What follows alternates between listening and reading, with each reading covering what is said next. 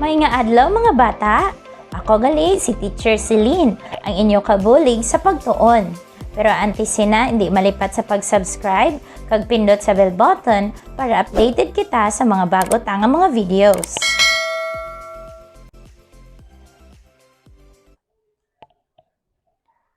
Ang aton pagatun-an subong, Science 3. Ikatatlo nga markahan, Module 7. Ini may tig-ulo nga, mga gamit sang kuryente.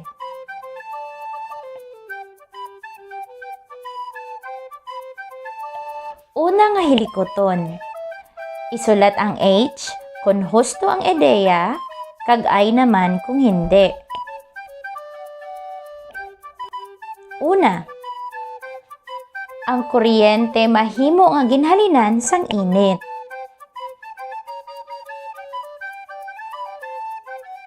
H. Very good mga bata.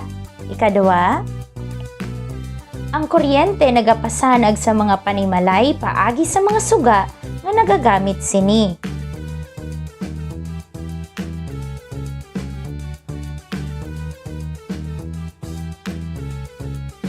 Tama.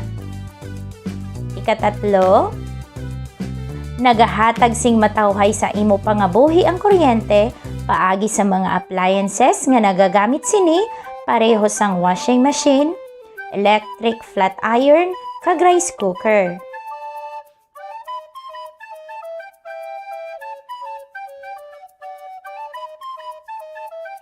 H. Very good mga bata.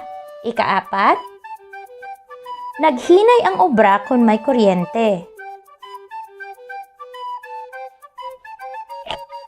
Ay, tama.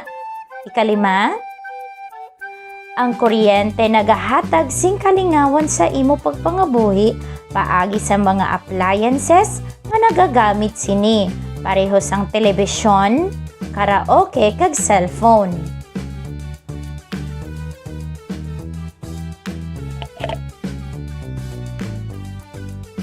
H. Very good mga bata. Usisaon naton ini. Sa idalom may duha ka laragway. Tan-awa kung ano ang kinalainan sa laragway A kag sa laragway B. Laragway A, wala sang kuryente. Laragway B, ini ang may kuryente.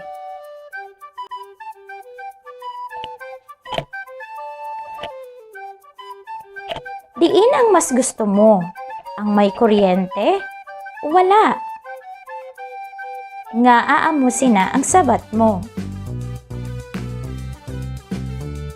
Usisaon natin ini mga bata.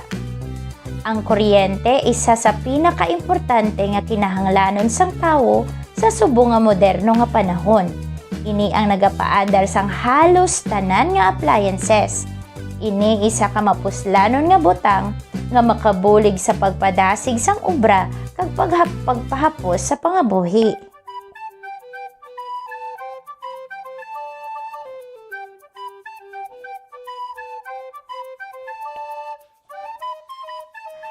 Ang kuryente ginagamit sa paghatag sang kasanag sang palibot. Nagapasiga sang bombelya kag fluorescent lamp agod masanag ang balay, hulot klasihan, kag ipan pa nga mga lugar.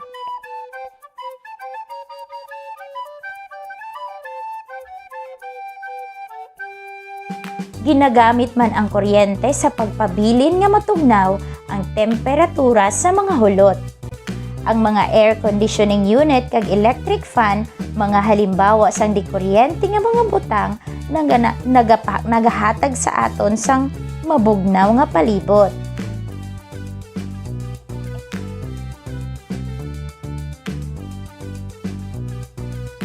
Ang kuryente ginagamit man sa pagpaandar sa mga appliances. Ang kuryente kinahanglanon para mapaandar ang mga appliances nga ginagamit sa pagluto parehas sang rice cooker, kag pagpreserbar sa pagkaon parehas sang refrigerator.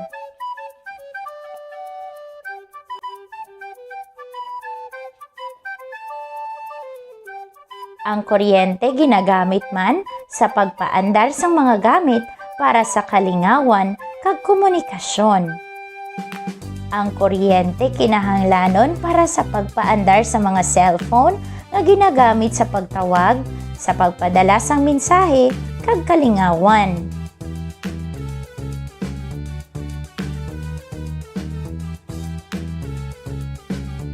Ang kuryente ginagamit man sa pagpaandar sa mga medical nga galamiton sa hospital kag laboratorio.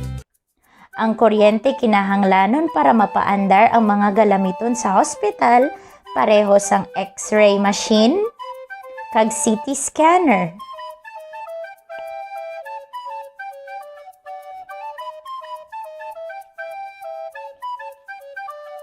Ang kuryente ginagamit man sa pagpaandar sa mga galamiton sa pabrika kag industriya.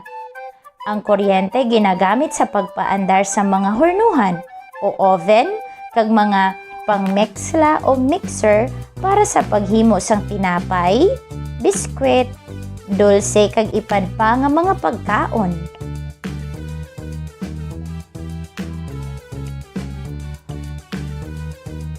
Ari kita sa maghanas.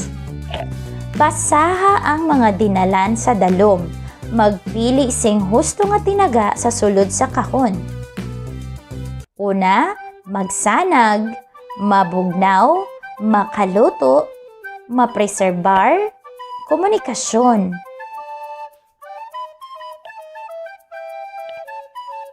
Una, ang kuryente nagapasigas ang bombilya kag fluorescent lamp para ang panimalay.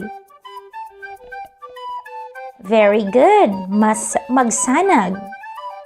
Ikaduwa, ang kuryente ginagamit sa pagpaandar sang refrigerator para ang mga pagkaon.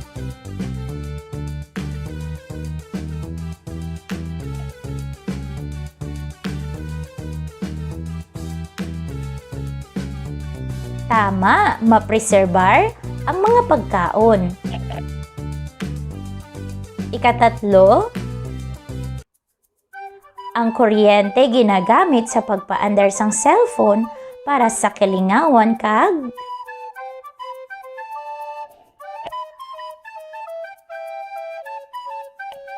very good, komunikasyon.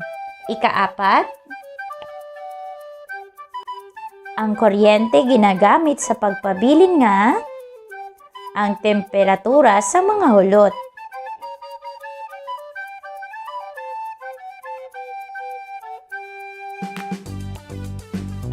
Mabugnaw. Very good, mga bata. Ikalima, ang oven ginagamitan sang kuryente para sang mga tinapay. Very good, makaluto sang tinapay. Una nga hilikoton, isulat ang hoo kung ang dinalan nagalaragway sang gamit sang kuryente kag wala naman kung wala nagagamit.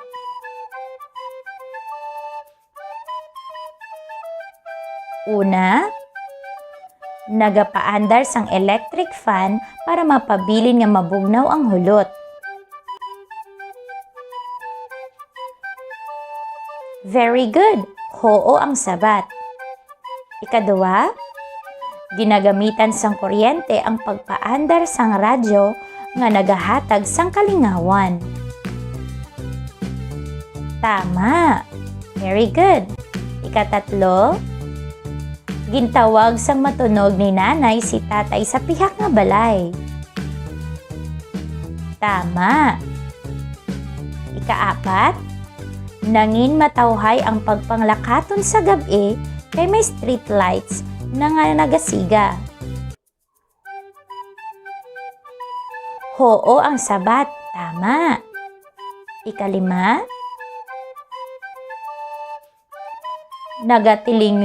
nagatilingub ang pamilya sa paglantaw sang paborito nga drama sa telebisyon. Very good, hoo ang sabat. Tandaan naton ini mga bata. Ang kuryente ginagamit sa pagpaandar sang cellphone para sa komunikasyon.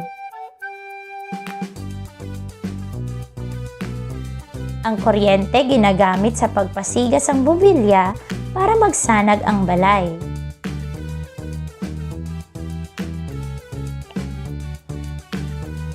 Ang kuryente ginagamit sa pagpaandar sang telebisyon para maghatag sing kalingawan.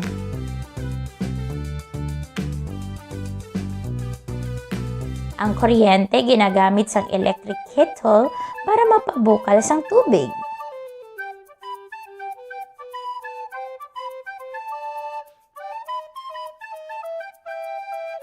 Ang kuryente ginagamit sa pagpaandar sang electric stove para magluto sang pagkaon.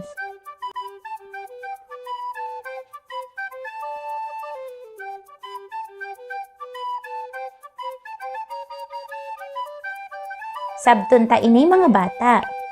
Nagpanawag ang imo nanay sa cellphone. Sang imo na ini sabton, namatay ini kay wala na sang battery. Ano ang imo himuon para magamit mo ang cellphone?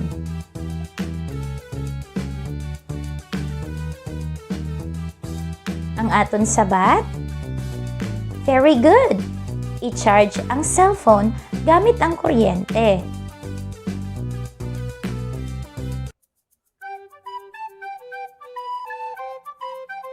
Ikaduwa nga pamangkot, paano nangin mahapos kag masulhay ang paghulag sa sulod sa balay kon gabi? Ang aton sabat? Very good! Masanag ang palibot kay nagasiga ang suga gamit ang kuryente.